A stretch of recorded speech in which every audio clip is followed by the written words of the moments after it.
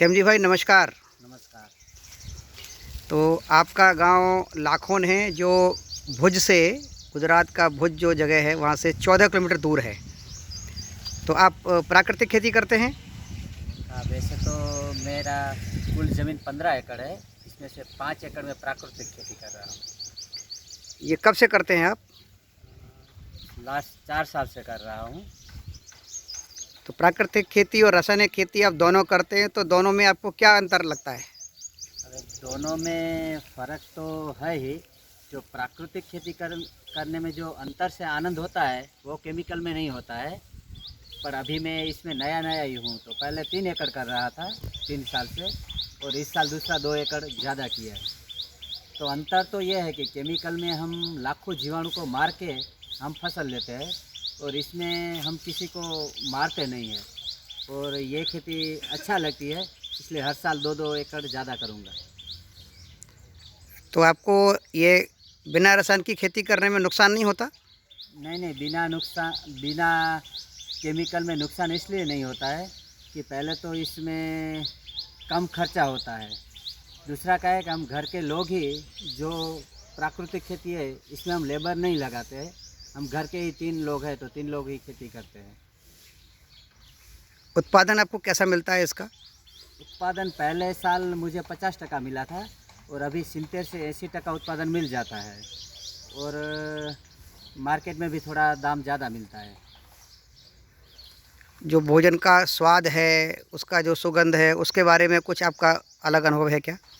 हाँ, वो तो है ही कि जिसमें केमिकल नहीं डाला है तो उसमें बहुत सारा फ़र्क पड़ता है। पहले तो उसकी जो भी खाने में मज़ा आता है, फिर हम 4 साल से हमारे घर में कोई बीमार ही नहीं पड़ता है, तो वो भी एक बहुत ज़्यादा फ़र्क होता है।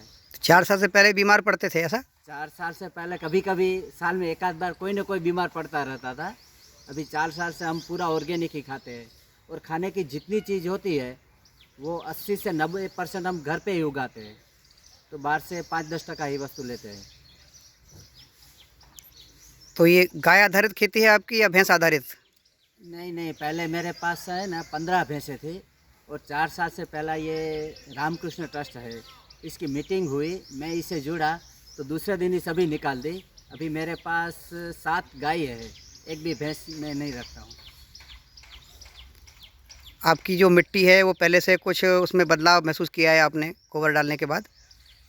मिट्टी में तो बहुत सारा बदलाव आ गया है 4 साल में। पहले ऐसा था कि जब बारिश होती थी ना, तो पूरा ज़मीन बंजर हो गई थी, तो सभी पानी निकल जाता था। अभी 2 से 3 इंच तक जब बारिश होती है तो पूरा अड़सिया से होल हो गया है ज़मीन में, तो ज़मीन से बाहर पानी ही नहीं निकलता है। और पहले खारी ज़मीन होती, अब मीठी हो गई है, तो ज़मीन में तो बहुत फ़र्क पड़ता है। घर के सभी लोगों का समर्थन आपको मिलता है? हाँ, वैसे मैं बात बताऊं तो मेरा पूरा परिवार ये धार्मिक प्रवृत्ति का परिवार है, और पहले से ही धरती को माँ हम समझते हैं। और माँ को जहर नहीं खिलाना, तो माँ को जहर नहीं देना, वो तो बचपन से ही नक्की था। तो अब पूरा परिवार भी खुश है, और मेरे 2 भाई है, पिताजी है, सभी को आनंद है। और पूरा मैं अकेला करता हूँ, मेरे दूसरे भाई नहीं करते हैं। फिर भी मेरा जो ऑर्गेनिक प्रोडक्ट है वो पूरा घर में हम साथ मिलकर ही खाते हैं। आपको बिक्री की कोई समस्या रहती है क्या सामान की?